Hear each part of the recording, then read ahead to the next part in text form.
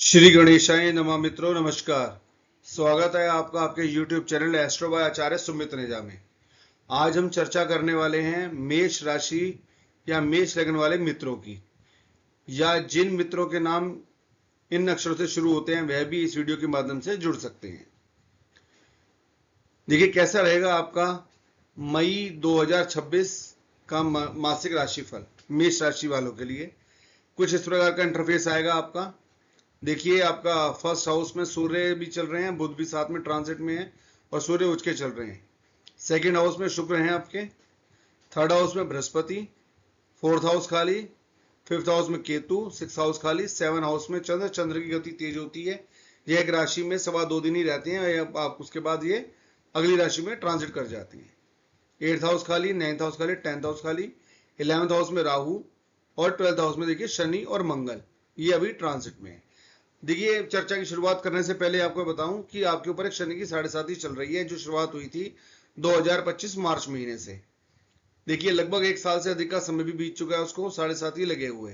तो काफी up and down की स्थिति अभी आपकी करियर में चल रही होंगी। बहुत ज्यादा आपको अचानक से बदलाव आते हुए दिख रहे होंगे। अभी देखिए क्या क्या चेंजेस आपको महसूस हो रहे होंगे और कैसा रहेगा ये वाला महीना शनि की 7.5 के साथ। तो आपकी चर्चा शुरुआत करते हैं। देखिए फर्स्ट हाउस हमारा मित्र होता है शरीर, रूप, रंग, आकृति, बल, स्वास्थ्य, आयु, स्वभाव, मस्तिष्क और प्रतिष्ठा का। यहाँ पर सूर्य नारायण महाराज चल रहे हैं, अभी उच्च के होके बैठे हुए हैं। तो आप में इंप्रूवमेंट लगभग मान के चलिए 15 अप्रैल से थोड़ी बहुत आना शुरू हो गई होगी। इंप्रूवमेंट आपकी इम्यूनिटी में, स्वास्थ्य में, शरीर में, बातचीत की कला में, माइंड से काम करने वाले चीजों में इंप्रूवमेंट आप देख पा रहे होंगे। लेकिन अभी असर है शनि की 7.5 का, तो आपका करियर अभी 15 मार्च से एकदम डाउनफॉल में गया होगा, फिर थोड़ा सा बैलेंस हुआ है। ये महीना आपका लगभग ठीक सा जाएगा, कोई इसमें दिक्कत आएगी नहीं। और इस हाउस के स्वामी बनते हैं मंगल। मंगल अभी चल रहे हैं आपके 12th हाउस में। देखिए मंगल भी अभी ट्रांजिट करके अपनी उच्च की राशि में यहाँ पर आ जाएंगे, तो आपको और बैलेंस मिल जाएगा। तो ओवरऑल अब ये कहें कि आपका इम्यूनिटी सिस्टम, मस्तिष्क, मान, प्रतिष्ठा इत्यादि में इजाफा होगा ही होगा। जो थोड़ी कंडीशंस अप एंड डाउन चल रही है शनि की 7.5 की वजह से, यह महीना आपको राहत देके जाएगा ही जाएगा। चलिए अब चर्चा करते हैं आपके सेकंड हाउस की। सेकंड हाउस हमारा मित्र होता है धन, धान्य, संपत्ति, पैतृक संपत्ति, कुटुंब, वाणी, चेहरा, मुख, नेत्र, दंत और जीवा का। इस हाउस में मित्रों देखिए बैठे हैं आपके शुक्र, और शुक्र अपनी इस समय अपनी खुद की राशि में बैठे हुए हैं और इसी हाउस के स्वामी भी हैं। तो इस महीने और लगभग आपका पिछले महीने की जैसे मैंने चर्चा करी 15 अप्रैल के बाद से आपको धन से रिलेटेड कोई ना कोई गुड न्यूज जरूर मिली होगी। पैतृक संपत्ति की बात करें, उसके अंदर ही बातचीत की चर्चा में तेजी आई होगी। वाणी में अच्छा इंप्रूवमेंट देख पा रहे होंगे, चेहरे में एक निखार आया होगा, मुख से, नेत्र से आप अच्छे कार्य कर पा रहे होंगे।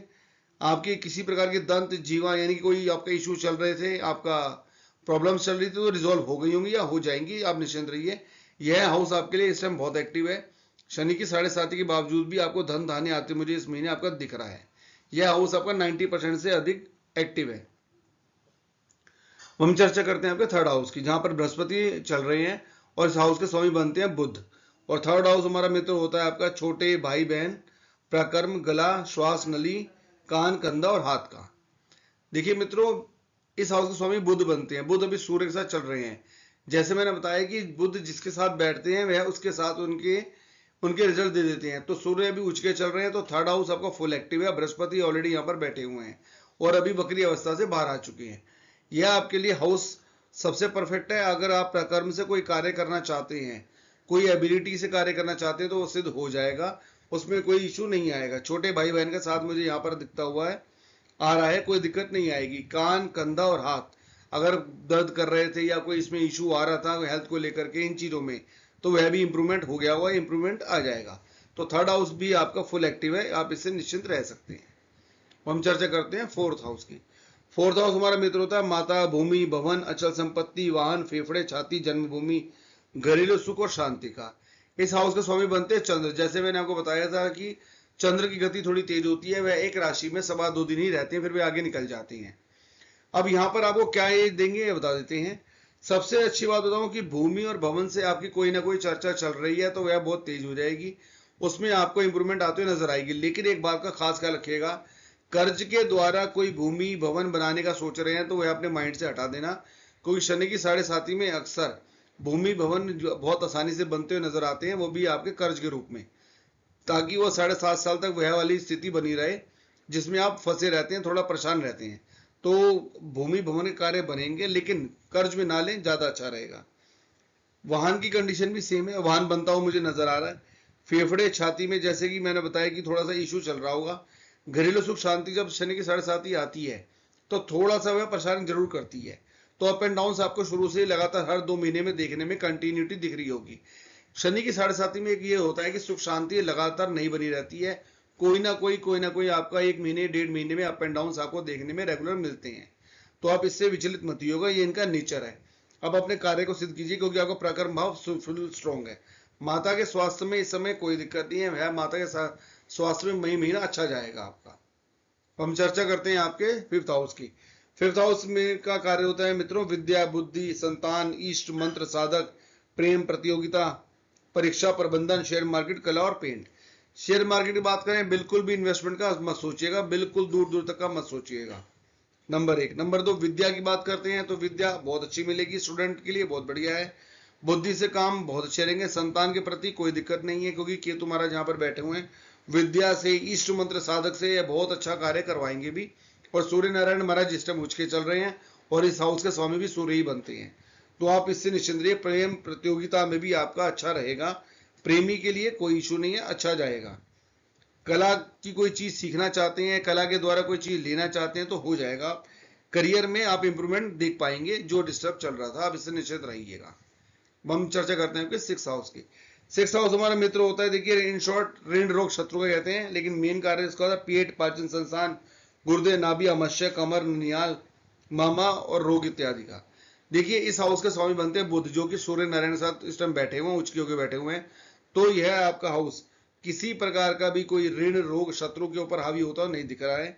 किसी प्रकार के ऋण लेने की आवश्यकता आपको इस महीने नहीं पड़ रही है। हाँ, अगर कार्य को बढ़ाने के लिए, बिजनेस को बढ़ाने के लिए किसी प्रकार की बैंक लोन या ओडी की आवश्यकता पड़ रही है तो फाइल को लगा सकते हैं, या इजिली अपना एग्जीक्यूट हो जाएगी। और दूसरा आपका पाचन संस्थान से आपका लगभग 15 मार्च से लेकर के 15 अप्रैल के बीच में मुझे इशू दिख रहा था, जिसमें आपका भी ये इंप्रूवमेंट आ जाएगा, अगर इसमें कोई पेट से रिलेटेड कोई इश्यूज नहीं रहे होंगे। हम चर्चा करते हैं 7th हाउस की। 7th हाउस हमारा मित्र होता है पति पत्नी, विवाह, दैनिक रोजगार, व्यापार, पार्टनरशिप, काम शक्ति, मुतेंद्रिय, वीर्य और नपुंसकता का। इस हाउस का स्वामी बनते हैं मित्रों शुक्र, और चंद्र यहाँ पर बैठे हैं। इनकी गति जैसे मैंने बताया तेज होती है, तो यह आपका आगे 2.25 दिन के बाद एक राशि से दूसरी राशि में चले जाती है। सबसे अच्छी बात है कि पति पत्नी में आदर सम्मान प्रेम बढ़ता हुआ नजर आ रहा है मुझे मेष राशि वालों के लिए। विवाह के अवसर बहुत अच्छे खुले हुए हैं, पूरा इस्तेमाल कीजिएगा। ये महीना और अगला महीना भी आपके लिए फुल सपोर्ट है, बल्कि आपका लॉन्ग टाइम तक सपोर्ट है। 2 जून से भी अच्छा आपका आगे जाएगा। विवाह के अवसर पूरे खुले हुए हैं। दैनिक रोजगार की बात करें, डेली इनकम की, तो इसमें इंप्रूवमेंट मुझे दिख रहा है। पार्टनरशिप बिजनेस का सोच समझ के कीजिएगा। शनि की 7.5 है तो अप एंड डाउन दे सकते हैं। हाँ, अगर काम शक्ति, मुतेंद्रिय या बेडरूम लाइफ या नपुंसकता की कोई इशू चल रहे हैं तो क्लियर हो जाएंगे, कोई इशू नहीं है। बेडरूम लाइफ का आप फुल एंजॉयमेंट ले पाएंगे। डिवोर्स की स्थिति अगर चल रही है किसी पति पत्नी के बीच में, तो आप सुलझा लीजिए बातचीत के से, जल्दी इंप्रूवमेंट आएगा। डे टू डे में इंप्रूवमेंट आएगा। बातचीत के रास्ते खोल के रखिएगा, आप आपकी बात बन जाएगी। अब हम चर्चा करते हैं आपके 8th हाउस की। 8th हाउस हमारा मित्र होता है आयु, मृत्यु का कारण, महाकष्ट, गुप्तांग, विदेश यात्रा, वो भी समुद्र से गड़ा हुआ धन और गुप्त रोग। देखिए इस हाउस के स्वामी बनते हैं मंगल, और मंगल आपका 1st हाउस के भी स्वामी है। तो एक ही राशि के 2 अगर घर होते हैं तो उसको 8वें घर का पाप नहीं लगता है। तो मंगल वहां पर आपका 12th हाउस में ट्रांजिट में और 8th हाउस के भी स्वामी बन रहे हैं। तो आपको कोई बहुत बड़ा महाकष्ट तो नहीं आ सकता, लेकिन हाँ कोई ना कोई किसी प्रकार के कष्ट थोड़े थोड़े आते रहेंगे, क्योंकि शनि की भी 7.5 चल रही है और मंगल अभी आपके 12th हाउस में भी ट्रांजिट में है। तो इस बात का खास ख्याल रखेगा कि आपका मेडिसिन पे, अस्पताल पे थोड़ा खर्च जा सकता है। इस चीज का आपने खास ख्याल रखना है। हाँ, कोई मृत्यु का बहुत बड़ा कारण अभी नहीं नजर आ रहा। कोई बहुत बड़ा गड़ा हुआ धन आपको मिल जाए, इसके आसार भी थोड़े कम दिख रहे हैं अभी इस समय। बाकी समुद्र की यात्रा, विदेश की, वो भी दिख नहीं रही है इसमें। महाकष्ट आने की कोई कंडीशन नहीं है। कुल मिलाकर के एवरेज रहेगा आपका वाला 8th हाउस। अब हम चर्चा करते हैं आपके 9th हाउस की। 9th हाउस हमारा मित्र होता है भाग्य, उच्च विद्या, जान, कूल्य, दैवीय सहायता, धर्म, गुरु भक्ति, ऐश्वर्य, तीर्थ यात्रा और प्रवास का। देखिए मित्रों, इस हाउस के स्वामी बनते हैं बृहस्पति। बृहस्पति अभी आपके चल रहे 3rd हाउस में। तो धर्म गुरु भक्ति के प्रति आपका आदर सम्मान बढ़ा है। नंबर 1, तीर्थ यात्रा का आपका फुल विचार बना हुआ है, ट्रैवलिंग जरूर होगी तीर्थ यात्रा पे या हो गई होगी।